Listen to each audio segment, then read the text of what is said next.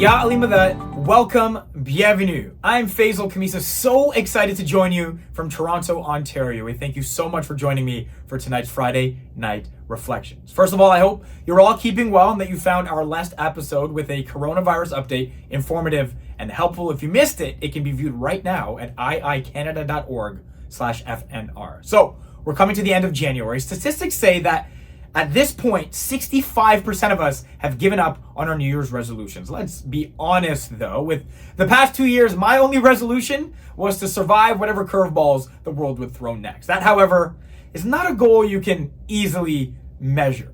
For a lot of us, our goal for 2022 is to become healthier. That can mean, though, a lot of things to a lot of people. So tonight, we're going to take a look at how we can be healthier in every sense of the word. We will start with Dini Health. It's about balance, of course, right? All-wise Moyez Alwani will join us from the UK to teach us how to strengthen our spiritual core. We'll then look at keeping active in the winter, especially if we've grown a bit tired of our living rooms. We all have, let's just be honest right now. After that, we're going to be treated to not one, but two delicious meals to inspire us to eat just a little bit healthier. And last, but definitely not least, we conclude, as always, with our soulful sounds. Yes, that is a very, very busy show. So let's get right into it. Please welcome All-Wise Moyez Alwani.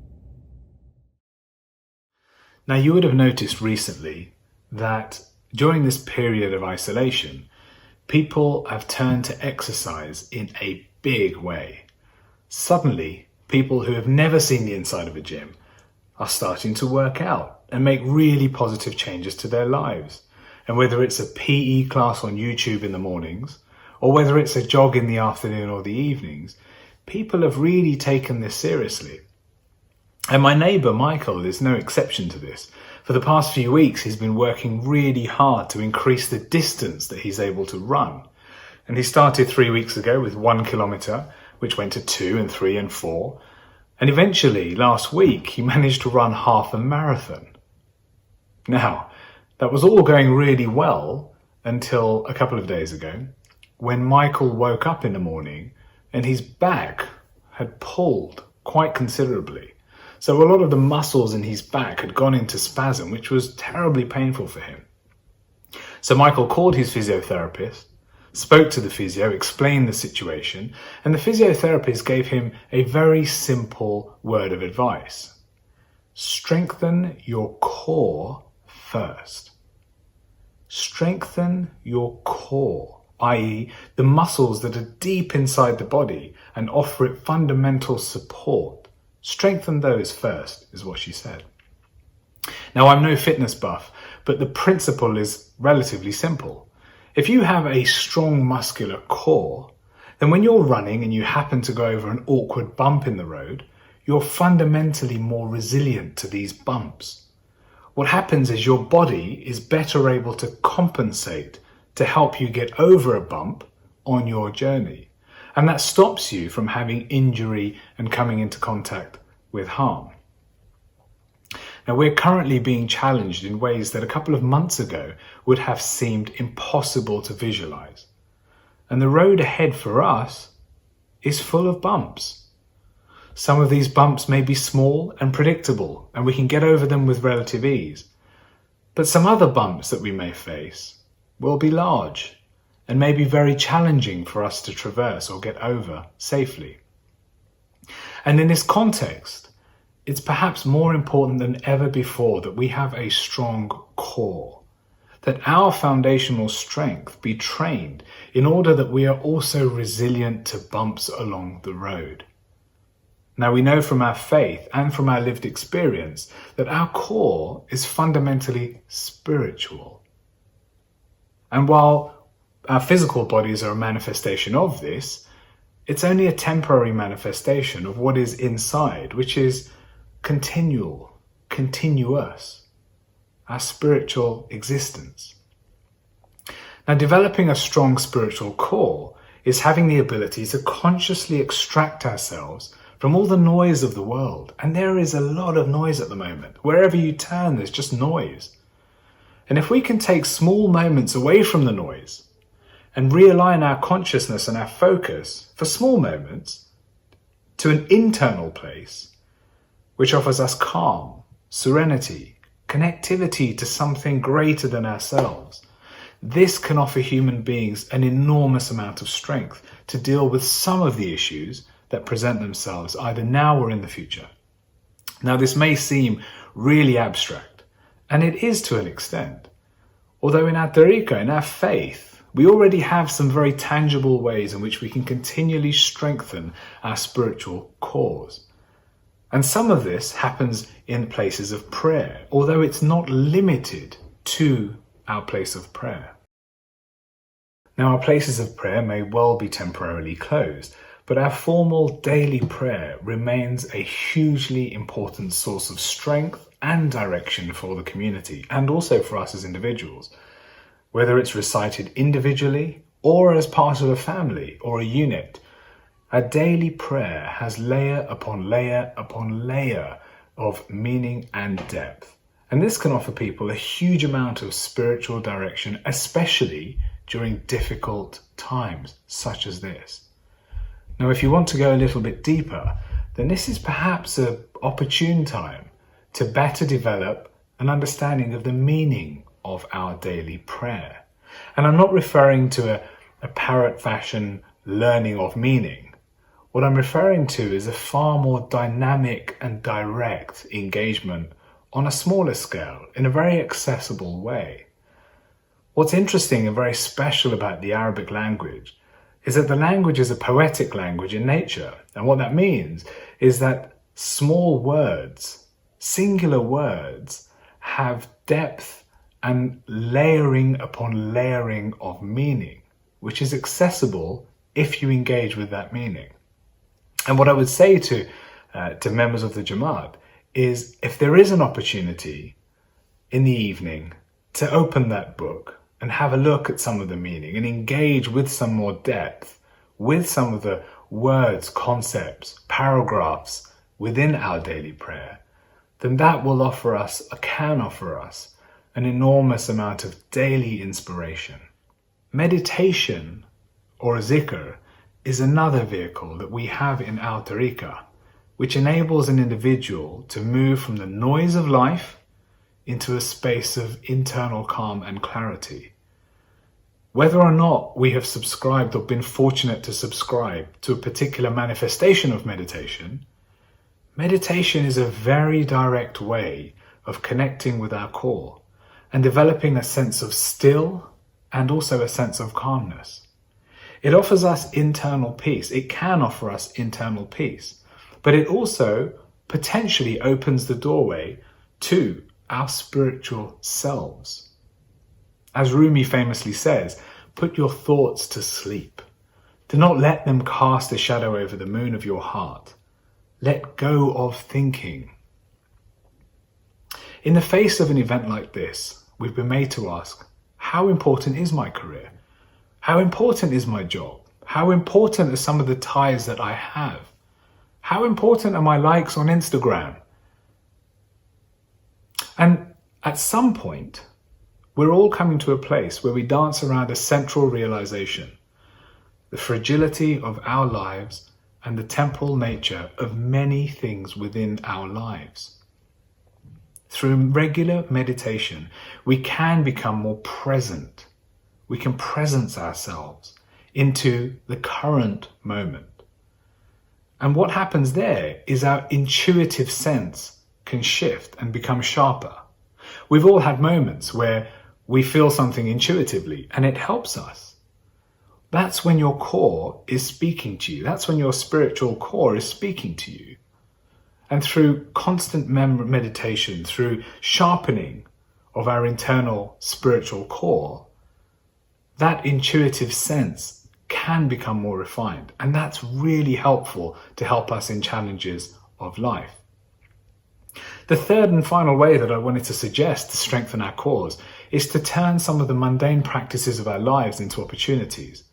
We have an increasing amount of mundane and very boring, I would say somewhat valueless tasks that we have to do in the day. When you have to shop at the grocery store and you're waiting for 45 minutes in the queue, take your tasbih with you. Take your tasbih with you. Even without a tasbih, take that moment to call Ya Allah, Ya Ali, Ya Muhammad. Call your Imam. Remember your Imam. What that does is it takes the mundane moment of queuing up for groceries and it turns it into a point of strengthening your core. It rebalances and recalibrates against all the noise of the world that we need to deal with right now, and it gives you an offset. It gives you a balance which will serve and strengthen us from the inside. When you go for a run, put some inspirational music on. When you take your pause during your run, sit down for 2 minutes, close your eyes, meditate for 2 minutes, and turn that physical activity into a meditative experience. In the evenings with the family, make a point of principle to sit with the family and say dua together. Before you go to bed, open up the dua book. Just read a sentence, read a line, read a word, but find a moment of inspiration from these practices of our tariqah, which are not new to us. I'm not presenting anything new to anyone. I'm just reminding us that we already have the tools that can help us deal with some of these problems we're facing. During this very unique time that we have in relative isolation from many things that often take up a lot of our time, they're time-hungry realities of modern life. These are opportunities where we can reshuffle and reprioritize the ways that we live. We all have things that we'd like to do more of, or perhaps less of. And when we reprioritize, let's make sure that we include elements of our tariqah practices, which up until now have been really present and positive for our lives. The tools are all available to us. A strong and well-balanced core is not going to stop the problems of life arising. But what it will do, with absolute certainty, is it will make it easier for us to deal with those problems. A strong core will help you to face the reality of life, the realities of life, especially during times such as this, which are particularly challenging for all of us. I sincerely hope that members of the Jamaat will come out of this current situation stronger than ever before, and that our spiritual cores will somehow find a way to connect us, even though we're physically absent from each other, that we can somehow remain connected spiritually from our epicenter. Thank you, All Wise, for those 3 practices to strengthen our spiritual core. I'm sure those practices will allow us to gain resilience to face the challenges that confront our everyday lives. Now, of course, balance requires looking after and maintaining our physical health, and our next 2 segments are going to look at exactly that. Now, being active is not the easiest thing to do in the best of times, but let's be honest, during the winter, it's just a little bit harder. There's a reason that bears hibernate in this season, but just because there's a little bit or a lot of snow doesn't mean we can't enjoy the great Canadian outdoors. Here to show us how is Shafina Hassam.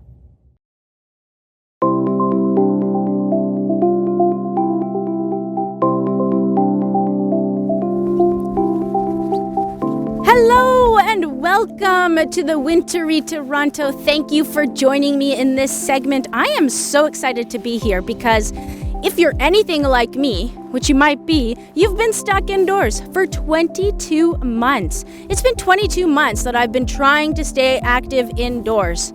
So this January, I decided, why not challenge myself to get outdoors and actually try to enjoy some winter activities. So what I want to do today is actually walk you through my favorite tips on how to prepare yourself to get outside and enjoy some activities.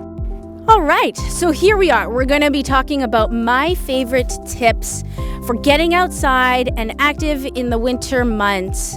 I just want you all to know that I'm not a professional, and if this is something you are engaging in for the very first time, I do recommend you get clearance from your doctor. You make sure everything is okay before you actually do this, because there are some consequences of participating in activities outdoors during the winter, and we just want to make sure that we're being safe. So here we go. My first tip to you is to stay hydrated. A lot of the times we think that we need to be really hydrated in the summer and we forget about the winter, when in actual reality we need to be hydrated all the time. The winter time we actually need more hydration. I promise you, this will be life-changing. The second tip that I have for you is to check the weather. So you're going to check the weather the night before your activity, but then I also recommend you check the weather as soon as you're going to leave the house so that you can actually see the hourly forecast. You know what the wind speed is going to be like. You actually know what you're going to be facing when you get out there. Is it going to be raining? Is it going to be snowing? Is there going to be wind gusting at you? Make sure you check the weather. The third tip I have for you is to plan your route. It's really important in the winter months to make sure that the route that you're actually going to be traveling is well lit, that it's clear of any snow and ice, and that you know where you're actually going. We definitely don't want to be surprised by getting lost in the middle of winter. So those are 3 tips. Now the fourth tip is all about your gear. The most important tip to making sure that you are comfortable and warm when you get out there is to make sure you have the right gear. So the first thing you're gonna do is make sure that you have a base layer. You can't see my base layer, but I'm actually wearing base layers. And generally, you wanna find a piece of clothing that's gonna fit snug to your body, not tight, but snug. And it's gonna be made of wool or polyester. Generally, cotton's not the best base layer for you, but the idea behind this base layer is so that it can absorb moisture and it can retain heat for your body. So really important to invest in a base layer. They don't have to be expensive by any means. The next layer is your insulating layer, and that's going to be a sweater of some sort or a fleece. It depends on the weather, of course. You know, there's varying layers that you can wear, but your insulating layer is really going to be the one to keep you warm. The next layer that you're going to wear is the one that faces the weather. This is what is going to actually protect you from the wind and the snow and the rain and everything that you're going to be out there with. So make sure that it's waterproof if it's raining, windproof, and it's somewhat insulated so it keeps you a little bit warmer. Again, use your best judgment, but make sure that you're wearing the right attire. Then you want to wear a hat.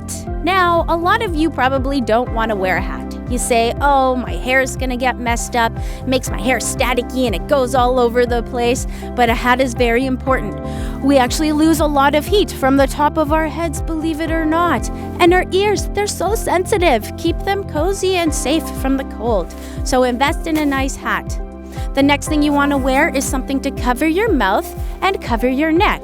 We don't want heat to escape from our neck, and we don't want the wind to come and chill us down. It's really important to cover your mouth, especially when it's really cold outside, because we, as humans, when we actually breathe in cold air, it's gonna hurt our lungs. The next thing you wanna do is make sure your feet are protected. You wanna make sure that you wear a base layer of sock, another sock on top, and some nice, warm, waterproof boots. They're very important. You know, the thicker the sole here, the further you are from the cold ground. Make sure that you invest in some good boots. You will thank me. And lastly, but certainly not the least, are your mittens. You want to make sure that your hands are protected. Our fingers are so sensitive. We don't have enough circulation in our fingers. Make sure that you've got your base layer and you've got a nice pair of mittens on top that will protect your hands from the wind. That's the key. Protect your hands from the wind. All right, everyone. Now you're geared up. You're ready to go. You have your backpack with some water in it, snacks, hand warmers, everything, you're all set. So here we are. The first activity that I want to talk about is snowshoeing. This is one of my favorite activities. You know why? Because it's actually not expensive to do. You can literally go find a park that has deep snow and start walking on top of the snow. And if you aren't sure if you like snowshoeing, you can easily rent snowshoes in your city. There are trails that your city actually takes care of that are meant for snowshoeing, marked trails. And unfortunately, if you live in Vancouver and you don't have so much snow to travel on, you can venture outside the city, and I'm sure you can find some there. Another activity I absolutely love is tobogganing. It makes me feel like a kid again. So don't be scared of tobogganing. You can always wear a helmet, sit down, and push yourself down that hill. The best part of that workout is walking right back up the hill and doing it all over again. The next activity is cross-country skiing. Now, this is somewhat of an advanced activity, I'm not gonna lie, but what an incredible cardio workout that is. It strengthens your heart muscles like no other activity I can think of in the winter. I just love it. And again, the trails are free. They're available for you to use. Simply rent the equipment from a nearby sports store and you should be able to try it out and see if it's something you like.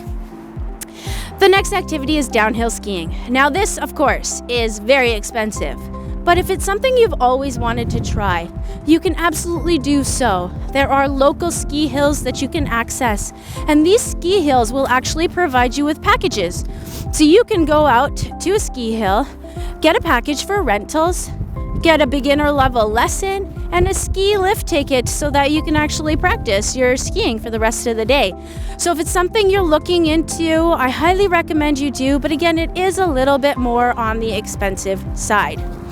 If none of these activities actually interest you, go out for a walk. Just move a little bit more, wear the right equipment, and you will actually find yourself in such a better mood. It is incredible what a little walk can do for you. One of my favorite things to do on a walk is put on my headphones, listen to a podcast, and spend some time learning something that I may not have the time for in my regular day. And the other thing I actually really like to do is laugh at those birds that didn't manage to head south during the winter and they managed to stick around for this. So have some fun while you're out on your walk. Okay, well, guys, if none of those activities entice you, join me in laying in the snow. Sit less and do more. The other thing I want to tell you is that paradise is not always tropical. This is my paradise.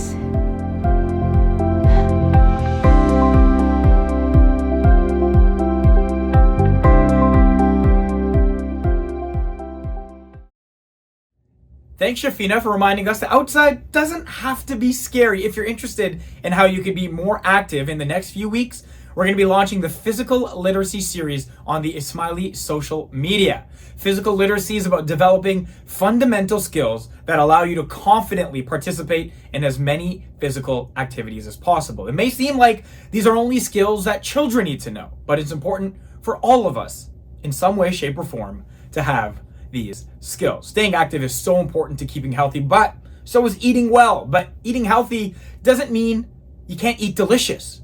We have a couple of delicious, healthy recipes to share with you.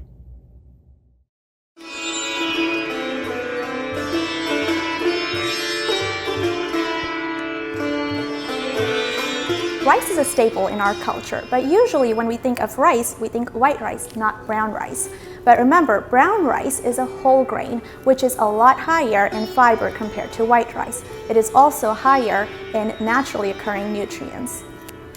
Next, Kathiza will prepare brown rice with pan-seared tilapia. And I have to tell you, Nadia, I love fish. Well, good that you love it because it's very lean protein and full of those good fats.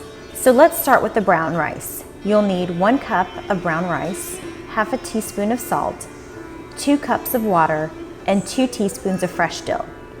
In a saucepan, you cook the rice over a low to medium heat.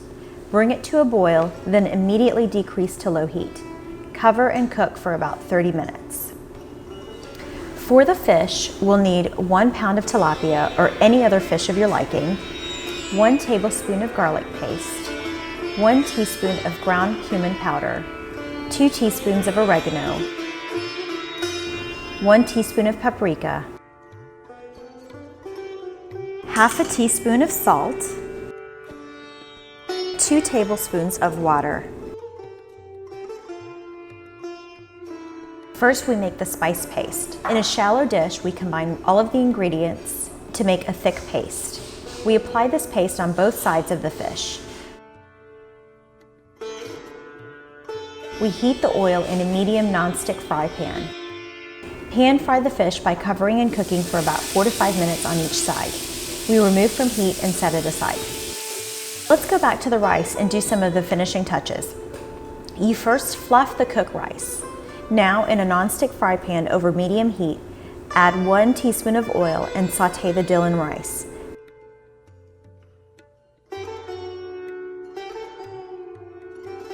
That's it! Isn't it just a wonderful aroma?